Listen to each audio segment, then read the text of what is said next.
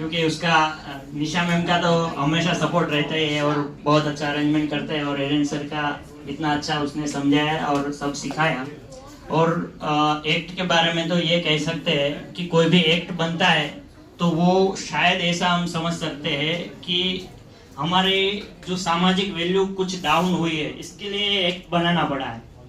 एक समय था, छोटा सा 2 इंसिडेंट में स्कूल के टाइम का बोल देता हूँ कि एक इंसिडेंट था कि हम सब बच्चे मतलब सब स्टूडेंट खेल रहे थे, दौड़ते हुए एक क्लास में गया, दूसरी एक बहन थी हमारे साथी जो पढ़ रही थी, उसके साथ वो टकरा गया।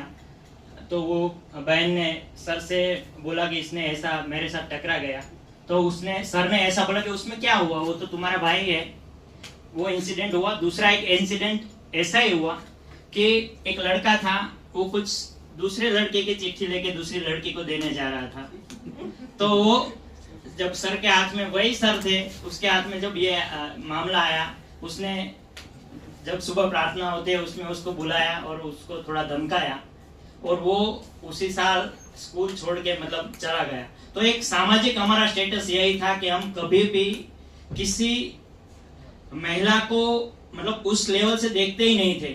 आज 20 साल के बाद, 25 साल के बाद हमारा एक थोड़ा वो बदल गया है, लेकिन हम पूरे सम्मान की भावना से देखते थे। और एक दूसरा ये था कि हम तो वैसे भी बच्चे लोगों को तो वो गौरणी बोलते हैं हमारे गुजराती में, तो उसकी पूजा करते हैं। मेरी बच्चियां जाती है, मैं बोलता हूँ तुम्हारी पूजा क्यों करते हैं मालूम है? तो बोले वो हमको भी देवी समझते हैं।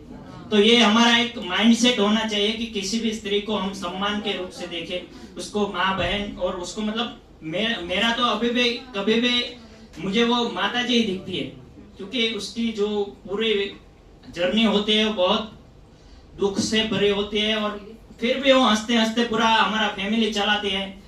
तो अभी थोड़ा सब चेंज हुआ है, लेकिन पहले ऐसा था कि कुछ भी घर में कमाई नहीं होगी, लेकिन कोई भी मेहमान आया होगा ना तो पूरे घर को संभालेगी, किसी को पता नहीं चलने देगी।